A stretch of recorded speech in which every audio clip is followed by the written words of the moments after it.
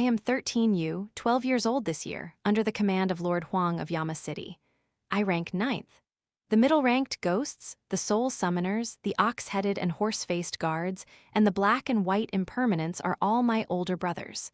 My neighbors, out of respect, call me Ninth Lady.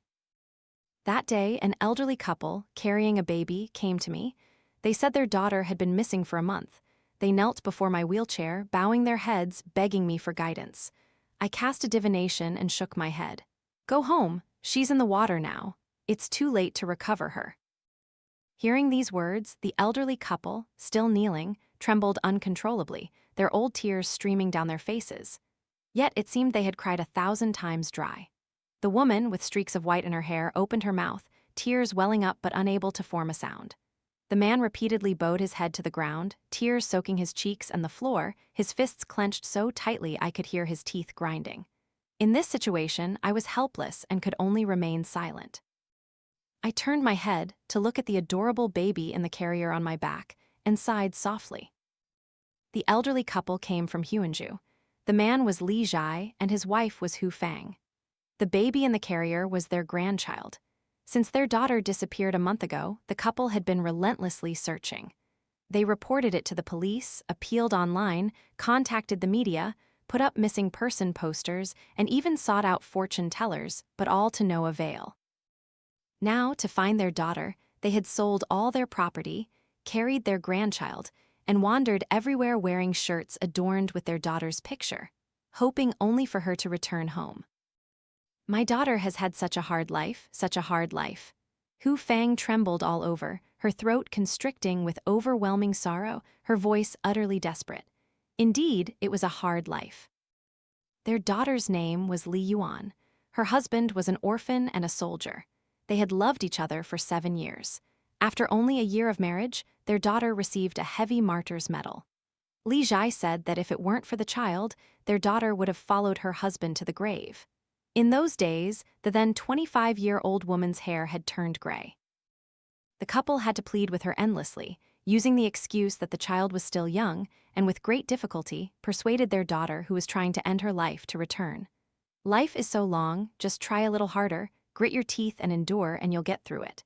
They thought she could live well, but misfortune always strikes the vulnerable, and ill luck always finds those who have suffered enough. Less than half a year after she returned, their daughter disappeared again.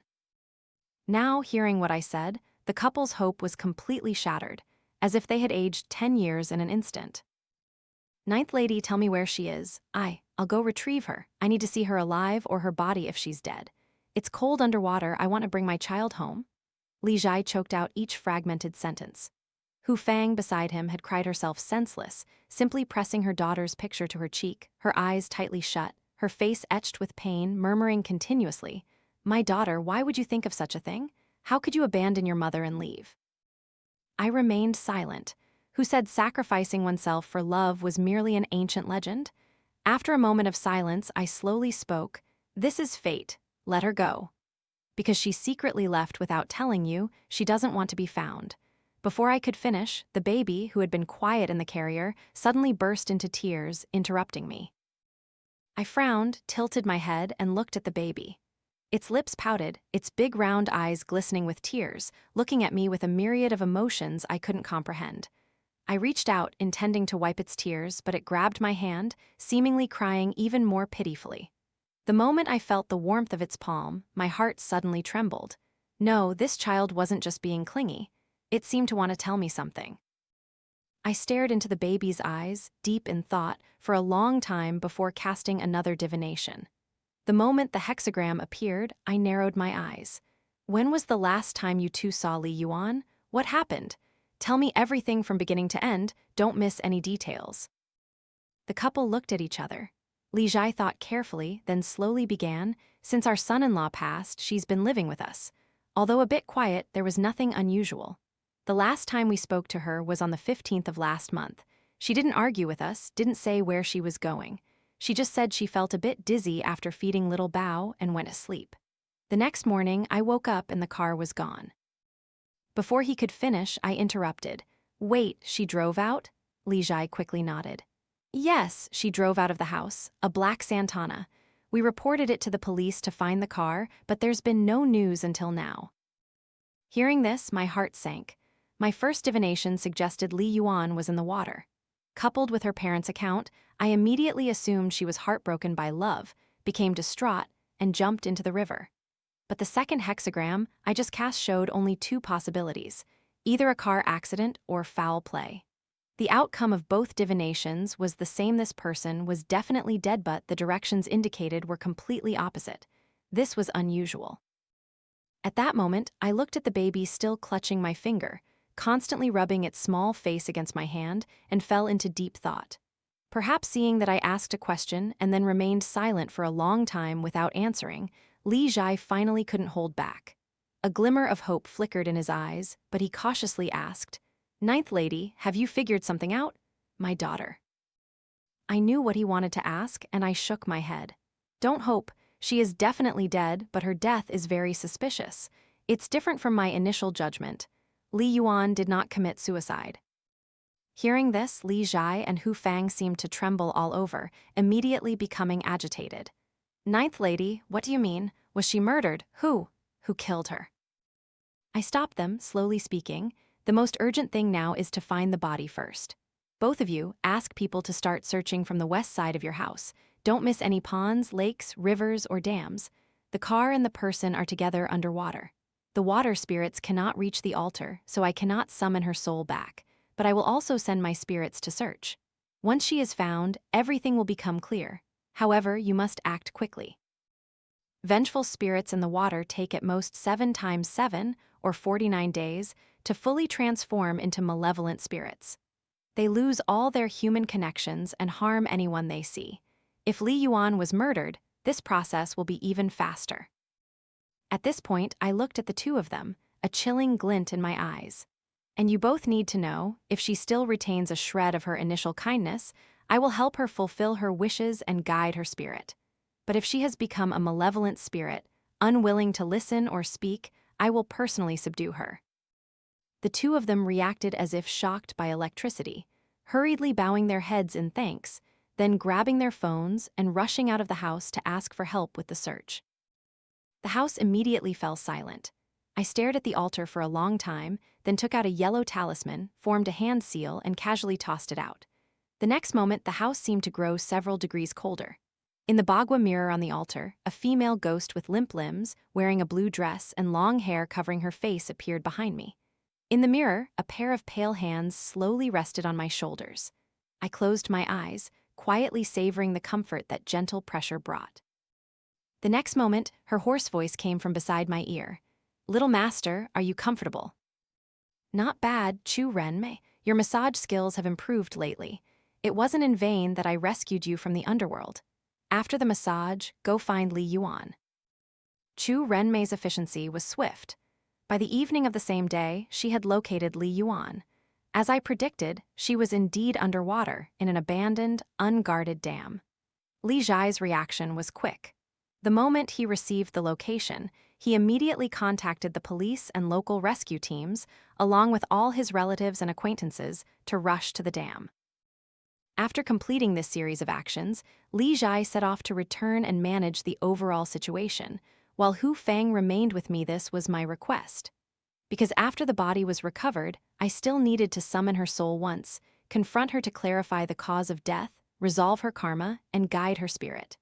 At that time, Hu Fang, as her biological mother, needed to be present. From 11 p.m. to 1 a.m., I sat before the altar, quietly turning the Vajra rosary in my hand. Suddenly, my heart stirred and I stopped my hands. When I opened my eyes, Hu Fang's phone rang in the silent room. "Hello, hello?" She nervously answered the phone, listened intently for a few seconds, her body suddenly trembling. Then her voice caught and she spoke, trying to suppress her tears. "Really? You really found her." A few seconds later, perhaps receiving an answer from the other end of the line, Hu Fang covered her mouth, collapsing to the ground, her eyes seemingly staring into emptiness, unable even to cry aloud anymore. Seeing her like that, I could only sigh. I could even hear Li Zhai's desperate sobs on the other end of the line. It seemed Li Yuan's body had been found. I quietly wheeled my chair closer, gently patting her back. "Come back to your senses. If her death cannot be changed, then clarify what she died for. At least let her rest in peace down there. Her husband will love her well on your behalf. With that, I silently channeled my energy into her meridians. She needed to release it all, otherwise she would die. A few seconds later, Huang struggled to turn her head and look at me, her entire body trembling like boiling water. The next second, she finally burst into tears. Her mournful cries seemed to pierce through yin and yang, as if for her daughter to hear. Seeing this, I felt relieved. It was good that she could cry. Then I picked up the phone and spoke to Li Zhai, telling him to quickly retrieve Li Yuan's body. All right. The salvage company has already found the car and the person. Just as you said, they're both together. The rescue vehicles have reached the foot of the mountain. They should be able to pull it up quickly. I don't know how to describe my feelings right now. Ninth Lady, I only hope you can help me clarify who killed my daughter. If you help me, in this life and the next, my wife and I are willing to be your servants to repay your kindness. I acknowledged him and hung up. For a middle-aged man to utter such words was enough to express his sincerity. Perhaps he was thanking me, but more than that, it was his profound love for his daughter. At this moment, Huang, after a long cry, had also calmed down, kneeling on the ground to thank me. Seeing her complexion gradually shift from pale to rosy, I was much less worried. Now, all that remained was to wait for the body to be recovered, and I would begin the soul summoning. The clock struck 12. More than half an hour had passed since Li Zhai's call. I instinctively turned my head to look at the incense sticks on the altar. In a flash, my expression froze. I saw that the 3 incense sticks in the censer had, at some unknown point, become 2 short and 1 long. People fear 3 long and 2 short for death. Incense ritual dislikes 2 short and 1 long. This signifies an ill omen. However, before I could think deeply, Huang's phone rang again. Huang seemed stunned after answering the phone, then quickly handed it to me with a panicked expression. Hello, this is 13U.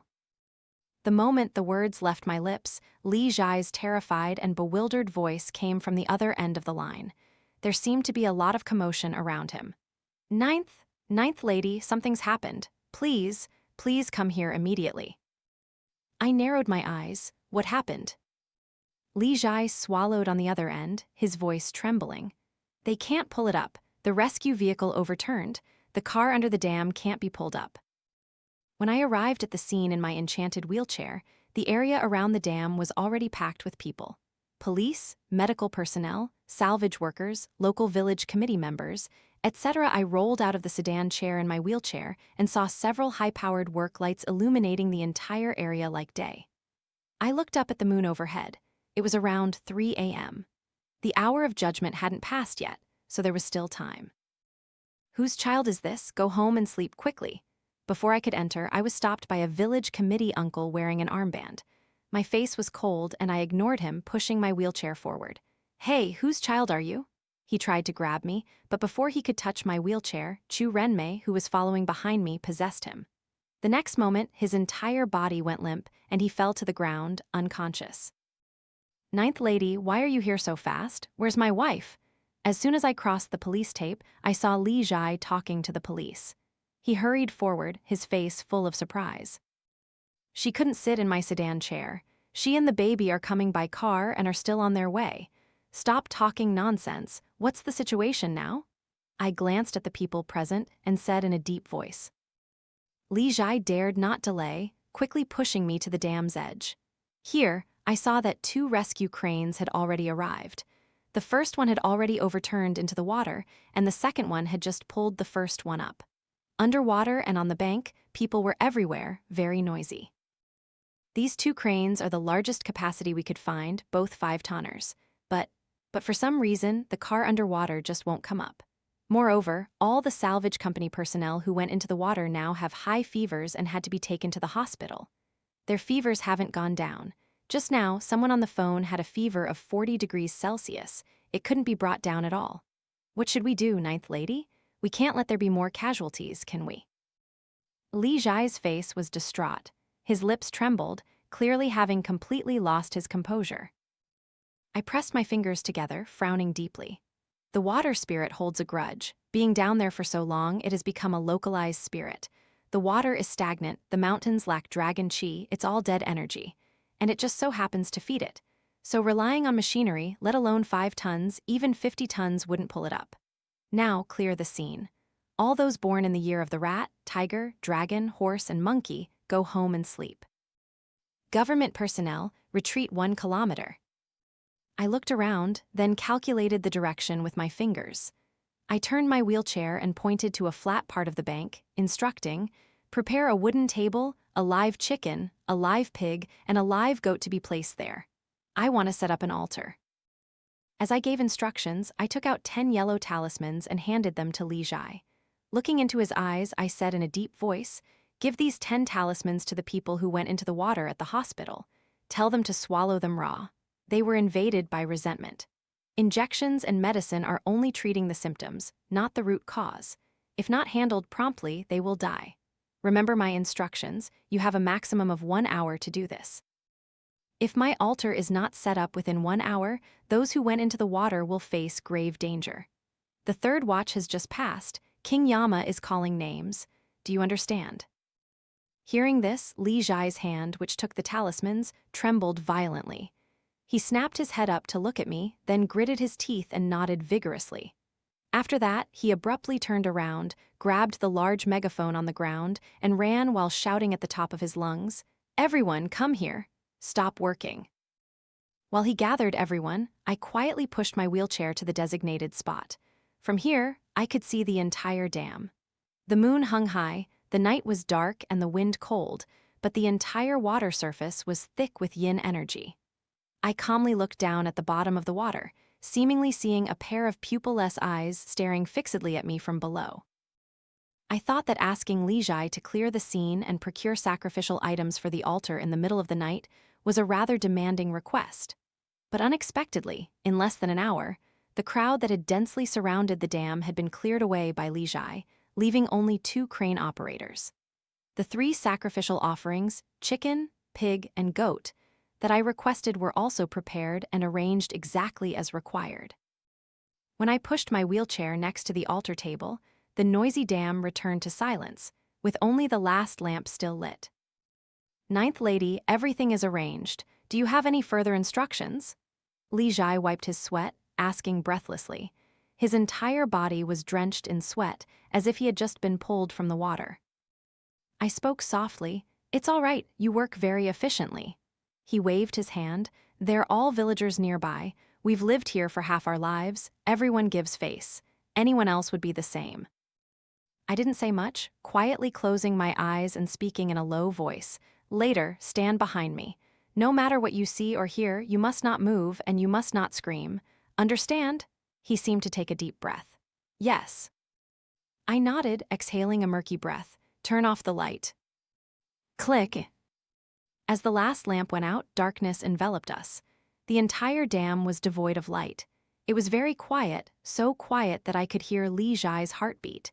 The night wind stirred gently, rippling the water's surface. I formed a hand seal, opened my ghost eyes.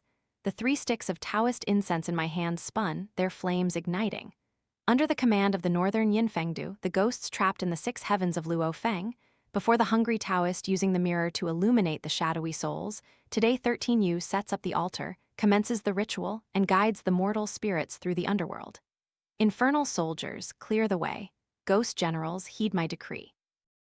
As the incantation ended, a chilling wind seemed to rise around us. Ghostly wails and mournful cries echoed. When the 3 sticks of Taoist incense were inserted into the censer, the 2 white candles on either side of the table also immediately lit up. The candlelight flickered in the wind, but absolutely did not extinguish. At this moment, I sat cross-legged before the altar, my eyes transforming into pitch-black pupils. The situation had arisen. I formed a hand seal, pointed directly at the water surface from afar, and roared angrily, "Water spirit Li Yuan, come up and meet me."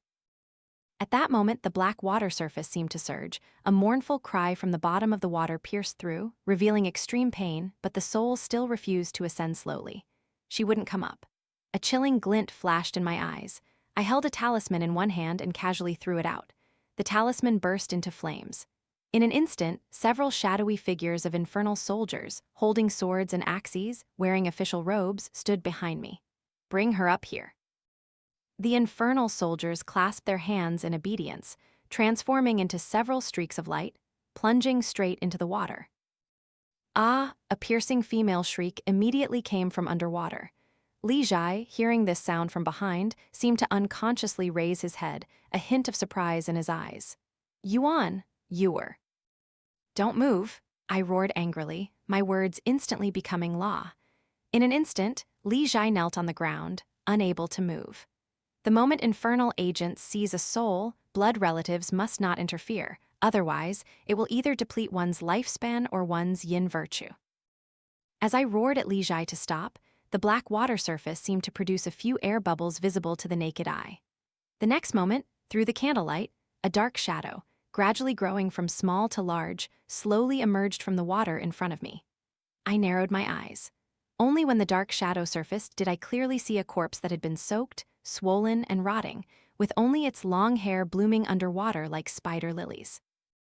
Soon, the infernal soldiers returned to the altar, simultaneously bringing with them a soaking wet soul. She knelt on the ground, trembling uncontrollably, her voice choked with sobs, her eyes seemingly shedding blood tears. I looked at her coldly. Are you Li Yuan? The soul kneeling on the ground trembled violently, the iron chain locked around her neck simultaneously rattling, emitting a clanging sound. She didn't speak. I narrowed my eyes. The moment I lifted my hand, the infernal soldier beside the altar immediately yanked the chain forcefully. The soul seemed to lose its balance and fell to the ground. She desperately clung to the chain around her neck, continuously emitting mournful whimpers. Seeing her struggling in pain, frantically kicking her legs, I still did not signal the infernal soldier to stop. It was only when she reached out to me, begging for mercy, that I signaled the infernal soldier to stop. The moment the chain loosened, the infernal soldier forced her to kneel upright again. I looked down at her from above, my eyes cold. Can you speak now? Disregarding the pain in her neck, she immediately knelt and bowed her head. Cough, sob, I was wrong. I didn't let her stop, merely withdrew my gaze. I've seen many vengeful spirits and I've killed many. You cannot be arrogant in front of me.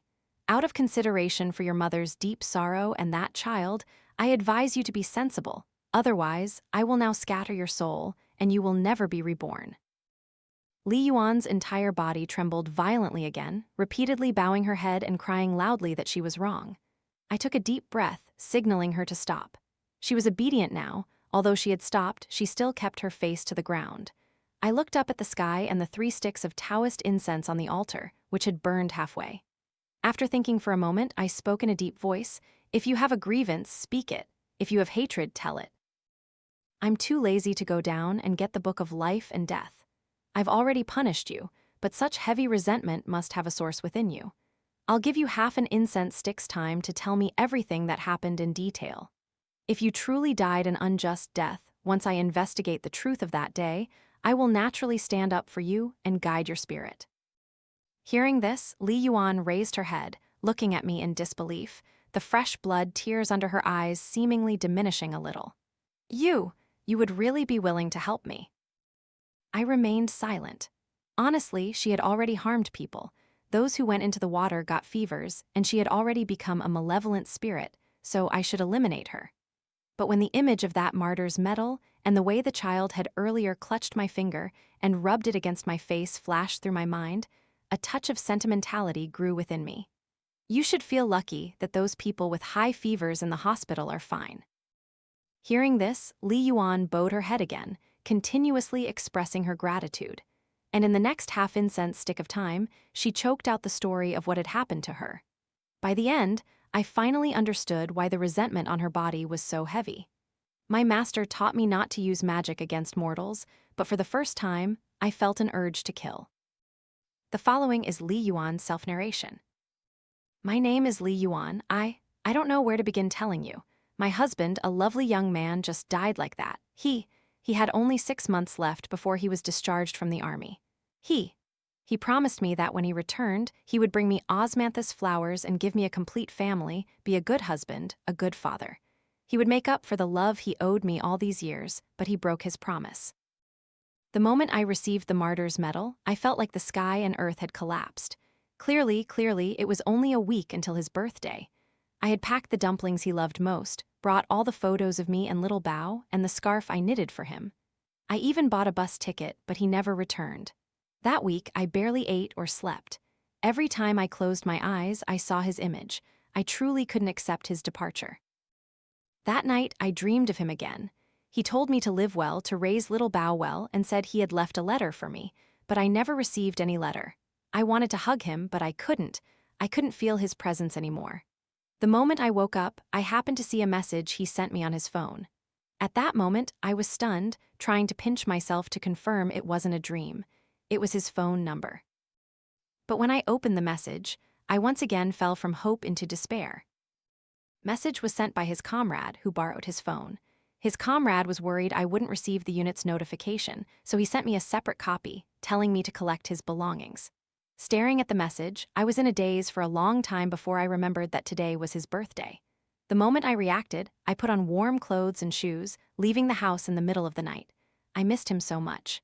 Even if it was just his belongings, I wanted to see them quickly. At least what he left for me wasn't just that hot, then cold, martyr's metal. As I drove, I didn't know what I was thinking, but I knew I couldn't cry when I got there. It was the military. Although I couldn't do anything, at least I couldn't disgrace him. I thought I was mentally prepared, but when I saw the things he left for me, I still couldn't help but burst into sobs. There weren't many items: a letter, a photo album, a Thanka amulet, a dried strawberry, and a dried osmanthus flower. The photo album, besides the pictures he showed off, was entirely pictures of the night sky, each annotated with the time, recording what he was thinking during his night patrols. In the letter, he said he wanted to take 300 pictures of the starry sky, to make an animated flipbook to read to me and our child later. In the letter, he said, the strawberries were grown in the border region, asking me to taste if they were different. In the letter, he said, the Thanka amulet is a symbol of peace, reminding me to put it on little Bao. He had pleaded for it for a long time. In the letter, he said it was the most beautiful osmanthus flower he had ever seen. He couldn't resist picking it, wanting to give it to me. In the letter, he said his birthday was coming soon, and his superiors had granted him leave to come home and celebrate his birthday with me and our child. In the letter, he said he had memorized the caterpillar song and could sing little Bao to sleep when he returned home. In the letter, he said he reminded me to pack the dumplings first. In the letter, he said he missed me very much, very, very much. That day, I hugged his belongings and cried for a long time. I even thought of following him. But I looked at the photo album, thought of the diary he wrote behind the photos for little Bao, thought of what he said, wanting to make a starry sky animated flipbook for little Bao, and I no longer wanted to die. I wanted to go home. I wanted to complete the things he hadn't had time to do. I couldn't photograph the border night sky, but I could still string those photos together into an animated flipbook. I hadn't yet told little Bao about his bravery. I hadn't yet seen if little Bao would grow up to resemble him. I hadn't yet raised our child. How could I die? At that moment, I looked at the osmanthus flower. It seemed to truly grant me strength. I had decided I wanted to live well for him. So I took the things he left for me, bought a lot of delicious food in the city, and decided to go home and make a feast, treating myself. After crying for so long, I had to recuperate anyway. It was his money, after all. Consider it a small punishment he made up for leaving me alone. But I didn't expect that fate seemed to be playing a cruel trick on me. When I was in the abyss, he reached out and pulled me up. As I was about to crawl out of the abyss, fate pushed me back to the bottom again. On the way home, I had a car accident. I didn't even see clearly what kind of car was coming towards me, only remembering that it was going downhill very fast, so fast that I didn't have time to react. The moment of impact, I only felt my head uncontrollably hitting the steering wheel. In a daze, I seemed to hear the person from the other car getting out. After that, I fell unconscious and didn't know what happened. When I woke up, I found the car was underwater and slowly sinking deeper and deeper. When the water poured in through the car window, I was completely stunned. It wasn't until I felt the coldness of the water that I reacted. My hands and feet, even my entire body, were tied with large rocks. I didn't understand why my car was underwater, nor did I understand why my hands and feet were tied with rocks. And when I turned my head and saw a man squatting on the bank outside the car window, smoking, I screamed frantically, trying my best to hit the car window with my body. Then he saw me. The cigarette in his hand fell. He even stood up, but no matter how I screamed, pleaded, or hit the car with my body, he seemed to have no intention of saving me.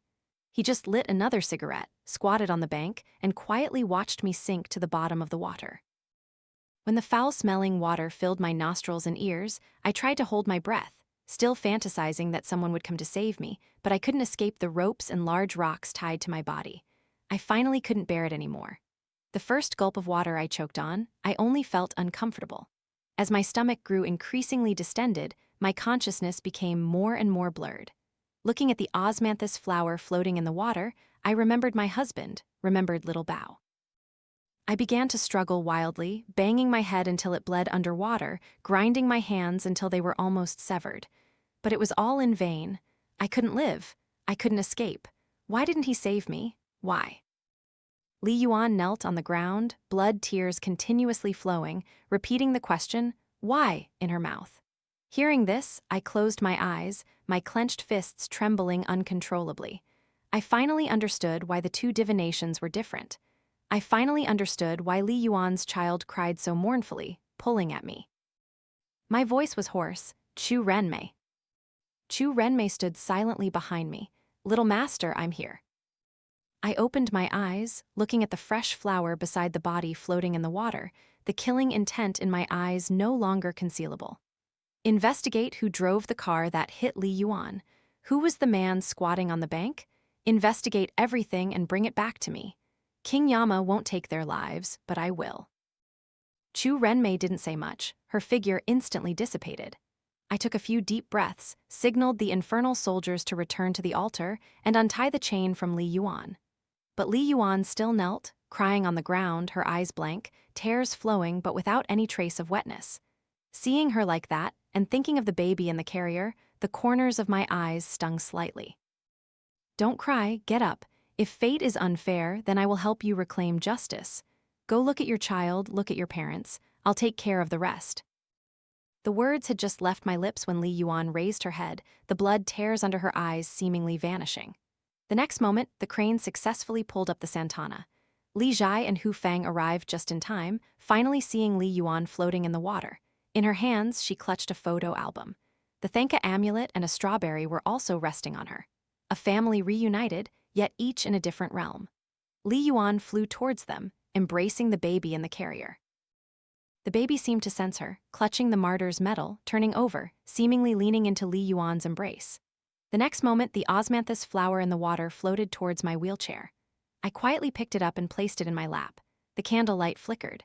Li Yuan's soul gently caressed the baby's body, seemingly whispering softly. The dark sky descends, bright stars twinkle and follow. "Caterpillar, caterpillar, who do you miss?" I closed my eyes, feeling my cheeks warm. With Li Yuan's body recovered, the Li family's story temporarily concluded.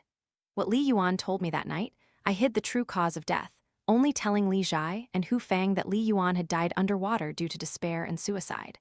My initial intention was not to let the elderly couple live in hatred their entire lives. After all, there were some things they didn't need to do. What they needed to do was live well, carry on their daughters' and son-in-law's will and wishes, and raise the child. So for them, this matter was over. But for me, it had only just begun. After I descended to the underworld and verified everything Li Yuan said in the Book of Life and Death was true, I made a vow before the altar. I would see this matter through to the end until all the villains were eliminated. Otherwise, I would be cursed by heaven and earth.